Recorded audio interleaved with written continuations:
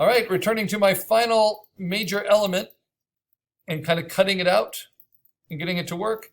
I've used my lasso with 2 pixel feathering, kind of show the final area I want to erase away from. I'm using that soft, only 53% opacity eraser.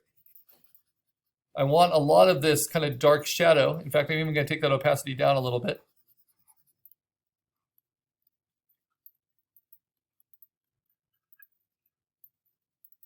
Because that shadow really sells that it's kind of hovering over the water.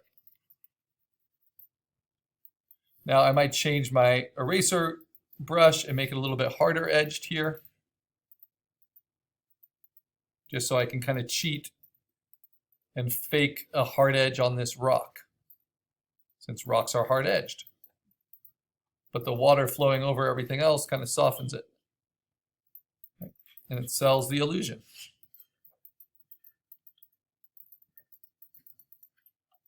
So there I have it, from foreground, which is slightly blurry, right? We're looking right past it. That's the immediate foreground. Going into the middle ground, which should be nice and sharp, right at the back of this. Now, what little things don't quite work?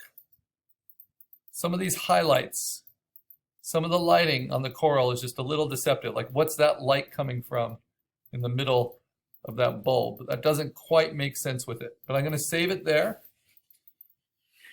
And now I'm just going to do the easy thing first, which is to play with color balance and maybe hue saturation and levels. So levels first. What if I brighten it a little bit? Yes, that helps. But what if I dull the highlights with levels? Yes, that helps a little. I can toggle it, Command Z. Yeah.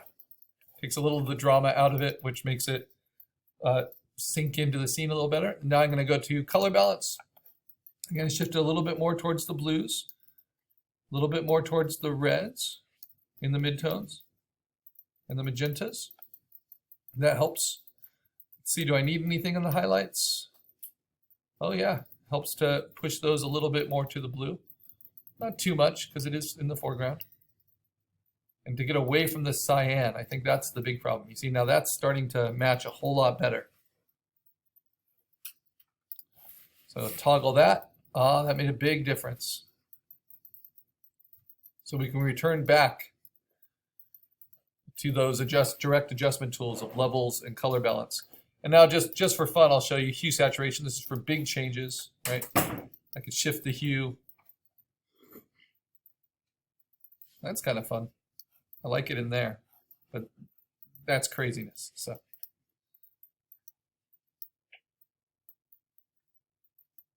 it's a shame. I actually really like that. Now, if I was getting paid for this job, I would probably cut all the coral out so I could just keep this coloring on the palm fronds, because that's awesome. So let's see. Yeah, I'm not going to do it. But hue saturation is a lot of fun. I'm tempted. Another way I could play with that is just to make a duplicate of it and then go to the layer style or the layer mode and change it to difference. Nope, not difference. Let's see, which one is it? Exclusion. There we go. Subtraction. Nope. Divide. Yeah, exclusion is the one I want. And that will give me this kind of an inversion of everything, right? That I could play with and take liberties with, but it's not what we're doing right now. Going for something believable. Okay, so what's the big issue? The big issue is all of this brightness at the top. That's probably from the photographer's flash, right? And doesn't really match my scene. So I need to do tool adjustments, not direct adjustments, but using a tool. And in this case, we're going to use burn, which is like a cupped hand, to darken selectively on one of my layers. So I'm going to use a nice big brush, very hard, at less than 30. And the range always midtones. I'm going to make that brush even a little bit bigger, like 500 pixels. And then I can go in and I can just darken the midtones on the coral. And it will just darken from the pixels that are there. And it works pretty strong, even at less than 30% exposure. Okay, now if I need more, I can change it from midtones to shadows. And then I can get kind of these core shadows on the coral so they don't look so blasted out, and darken it a little bit. Now this fits the lighting of the scene a little bit better. This is a great way to put shadows underneath things, but it's only going to affect one layer at a time. So if I want to affect the water and put a shadow on that from the plant, I need to unlock it. And then I want to use midtones. Right? And then I want to use burn.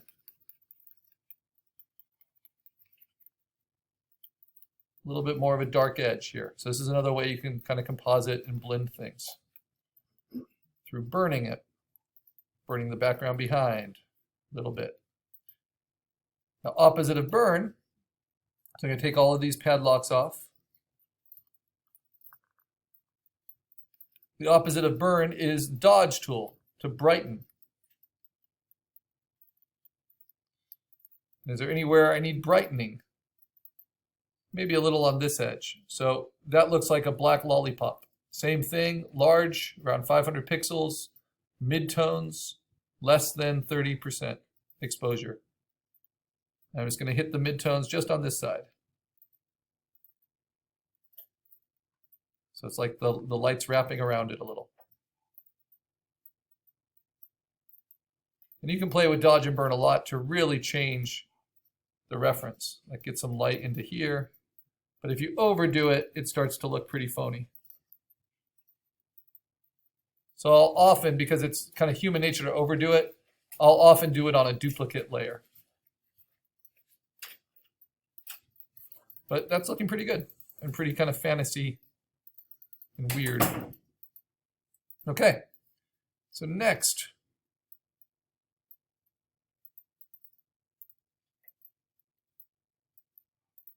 Yeah, this is working.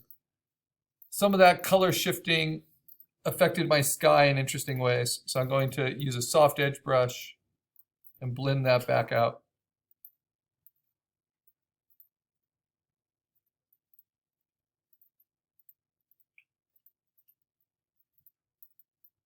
Oh. You want to make sure you're erasing from the right layers, though.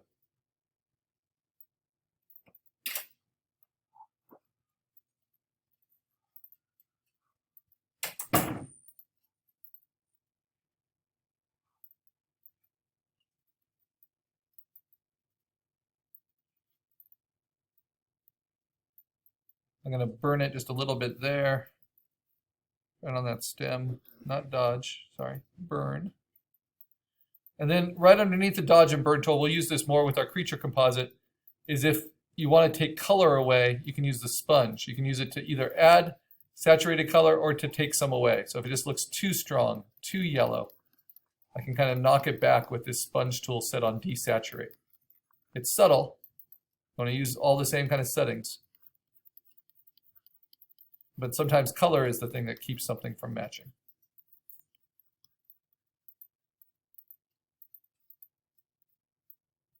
And often when we dodge and burn, we either make it not colorful enough or we make it too colorful. So the sponge can help with that.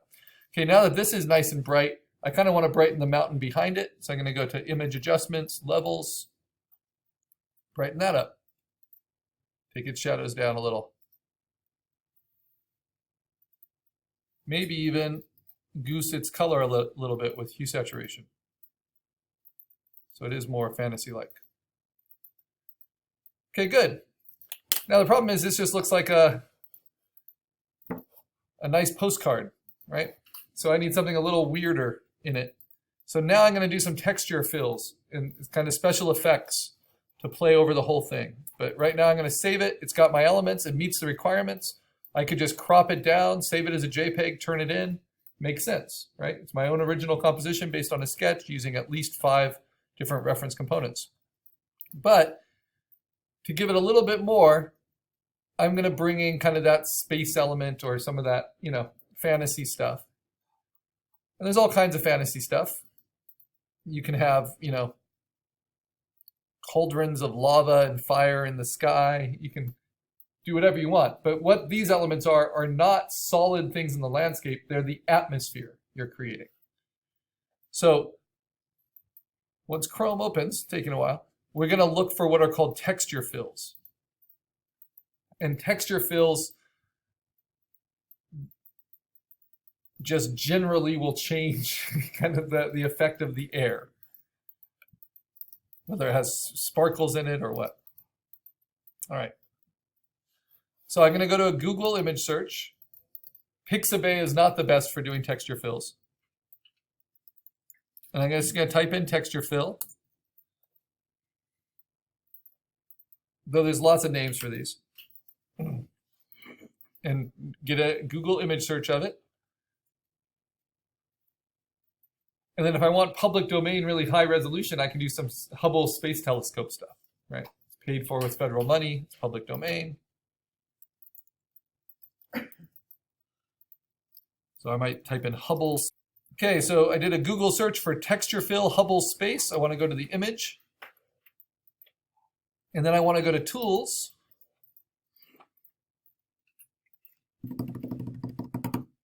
Come on. Photoshop's working great. My internet browser is very slow. And I want to use tools to say at least limit them to large, right? Because you'll notice a lot of these are small, and I just don't even want to look at those. I want to look at the largest ones possible.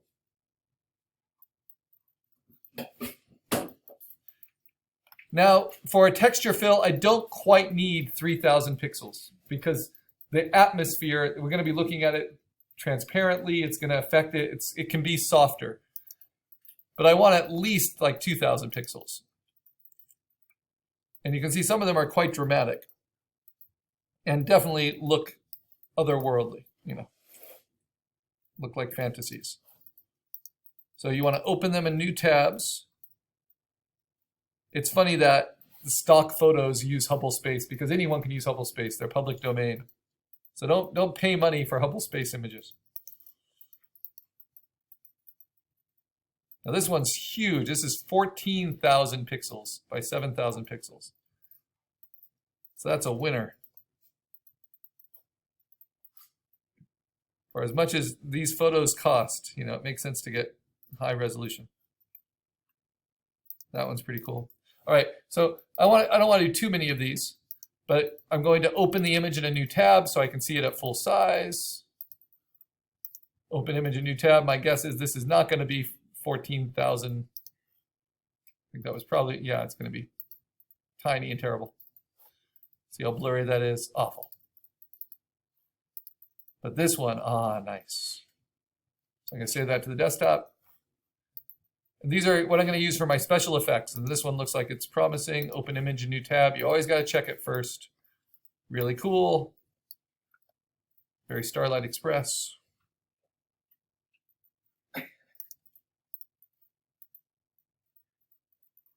And they're big files, so they can take a little while to load. So now I'm going to take these and I'm going to drag and drop them on top of my top layer, right?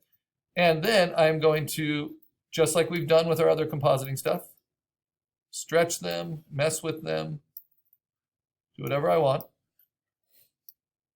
Hit return to place.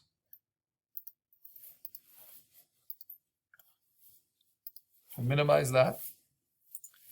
And then I want to be able to erase away from them. So I need to rasterize them. And this is just a fill over everything. So I right click, I rasterize it. First thing I'm going to do is take its opacity way down. Ooh, you see what that does? Sparkly. There's fairies in the sky. Then I can sink it down below my foreground layers. Maybe it's just in the background, right? Or maybe it's on top of everything. And then I can try different blending modes, like pin light is a really good one. Soft light sometimes works well.